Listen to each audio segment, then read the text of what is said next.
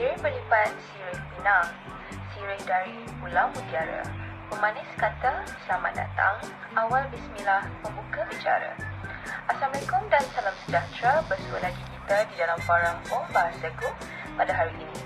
Tajuk yang kami akan bincangkan adalah berkaitan dengan kesantunan bahasa Melayu, iaitu peribahasa dan simpulan bahasa. Sekeping gambar boleh menerangkan perihalan beribu-ribu perkataan. Perihalan yang mempunyai beribu-ribu perkataan boleh dijelaskan dengan satu peribahasa. Jimat kata, padat makna. Peribahasa boleh memberikan makna yang tepat tentang situasi yang sedang kita hadapi. Susunan kata-katanya peribahasa yang menarik dan cantik. Sebelum kita mendalami topik dan isu, mari dahulu kita fahami apa itu peribahasa. Menurut kamus, peribahasa adalah kelompok kata atau kalimat yang tetap susunannya, biasanya mengiaskan maksud tertentu. Dalam peribahasa termasuk juga bidal, ungkapan dan perumpamaan. Peribahasa adalah ungkapan atau kalimat ringkas, padat, berisi perbandingan, perumpamaan, nasihat, prinsip hidup atau aturan tingkah laku. Edward Jamaris dalam menggali khazanah sastra Melayu klasik mengatakan peribahasa tidak sahaja merupakan mutiara bahasa, bunga bahasa tetapi juga satu kalimat yang memberikan pengertian yang dalam, luas, tepat, disampaikan dengan halus dan dengan kiasan. Seterusnya, Saudari Nizam dan Saudari Akila akan membincangkan tentang isu-isu berkaitan topik forum kali ini. Pelajar zaman kini kerap menggunakan bahasa yang kurang sopan dan tidak berhemah. Hal ini dapat kita simpulkan dengan penggunaan bahasa yang tidak sopan yang kian berluasa menjadi perbualan santai antara mereka. Lebih mengherankan lagi, ramai dalam kalangan pelajar sekolah beranggapan perkataan ini adalah satu bentuk komunikasi dilafazkan pada kawan rapat sahaja dan ianya sekadar bergurau dan sebagai satu bentuk meserakan. Dalam era globalisasi ini, penggunaan peribahasa Melayu kian merosot dalam kalangan generasi muda atau lebih spesifik lagi dalam kalangan pelajar sekolah. Hal ini terjadi kerana mereka tidak faham akan kepentingan peribahasa dalam hidup mereka. Mereka menggunakan peribahasa semata-mata untuk menjawab soalan dalam peperiksaan sahaja. Oleh itu, ilmu tentang peribahasa mereka cetek dan tidak meluas. Hal ini kerana mereka hanya menggunakan peribahasa yang biasa digunakan untuk menjawab peperiksaan. Sebagai contoh, bagai au dengan tebing yang bermaksud sikap tolong-menolong dan sikap yang suka membantu. Seterusnya, bagai kacang lupakan kulit yang bermaksud orang yang tidak tahu mengenang budi. Sehubungan itu, hal ini juga terjadi kerana mereka kurang fokus sewaktu sesi pembelajaran dan mereka juga kurang meneroka tentang peribahasa-peribahasa lain. Para pelajar ini selalunya tidak tahu akan tujuan utama guru mereka mengajarkan tentang peribahasa ini. Guru mereka bukan sahaja mencurah ilmu tentang peribahasa semata-mata untuk mereka menjawab peperiksaan sahaja. Tetapi, guru mereka ingin mereka tahu akan kepentingan menggunakan peribahasa dalam kehidupan seharian. Tambahan pula, pelajar sangat digalakkan untuk menggunakan bahasa kiasan ini dalam aktiviti lisan, sama ada lisan formal atau sebaliknya, agar teguran atau nasihat yang diberikan tidak menyinggung perasaan individu lain. Lebih penting lagi, pengajaran peribahasa kepada generasi muda juga dapat memastikan warisan budaya tidak terus dilupakan. Terima kasih Saudara Nizam. Benar apa yang diulaskan Saudara Nizam sebentar tadi. Penggunaan peribahasa kini semakin lama semakin kurang digunakan. Tambahan pula, guru atau pengajar lebih cenderung untuk memberi fokus dan tumpuan sepenuhnya terhadap topik-topik atau subtopik yang lebih memberi banyak markah kepada pelajar dalam peperiksaan. Dan seperti yang kita tahu dan sedia maklum, topik peribahasa ini hanyalah bahagian yang minor dan kecil atau memberi markah yang sedikit sahaja kepada pelajar dalam peperiksaan. Dan ini menyebabkan mereka pelajar beranggapan bahawa tidak apa kalaupun mereka buat banyak salah. Oleh kerana dalam suasana yang formal seperti bilik darjah dan sekolah pun tidak diajar atau diberi galakan untuk menggunakan peribahasa dalam percakapan dan komunikasi, mana tidaknya murid tersebut berasa tidak perlu untuk menggunakannya di luar bilik darjah.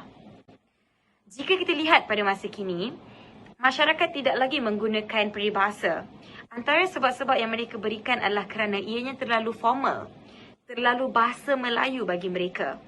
Bukan itu sahaja, penggunaan peribahasa seolah-olah membuatkan seseorang dipandang sebagai individu yang skema.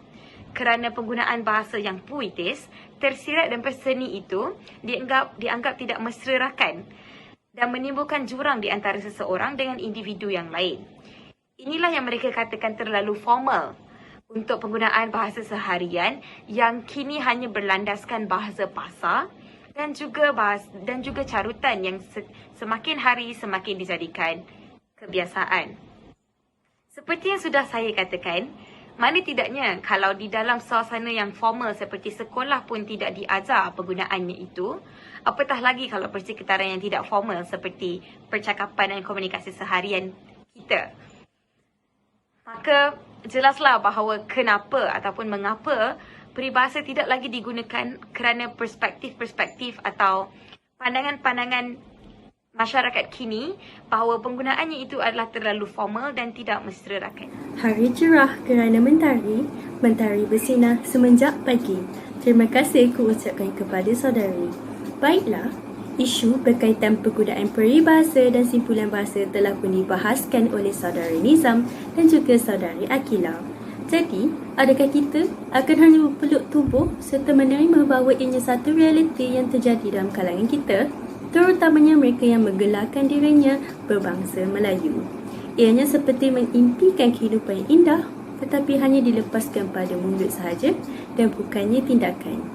Kesantunan bahasa ini juga penyeri hidup, tetapi nilainya itu sudah makin berkurang kerana masyarakat yang sudah terbawa dengan arus kemodenan yang tidak lagi menghargai nilai tersebut apabila berbicara.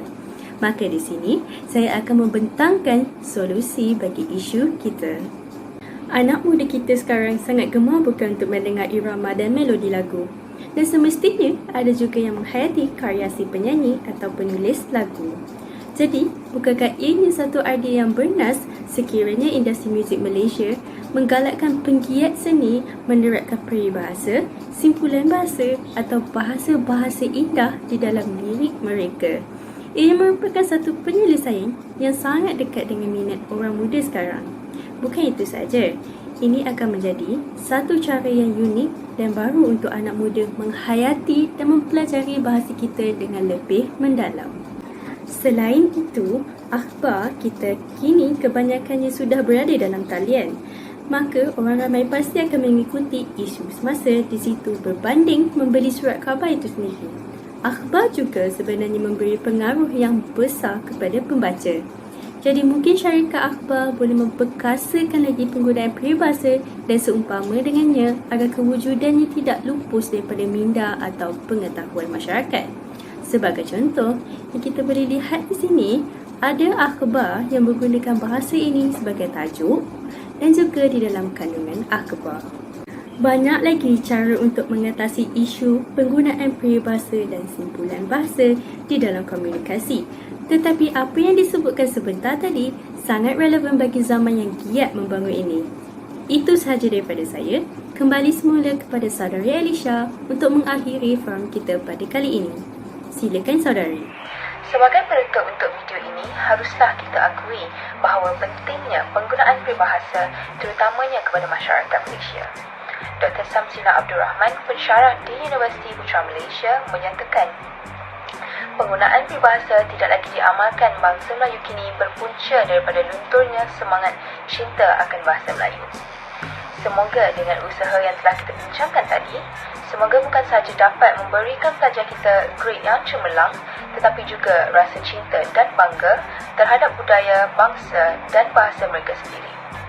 Secara langsung, melalui falsafah pendidikan kebangsaan, hasrat negara untuk melahirkan insan yang seimbang dari segi intelek dan sasiah dapat direalisasikan pada masa hadapan. Sesungguhnya orang Melayu bersopan santun dan berhemah dalam percakapannya, iaitu melalui peribahasa.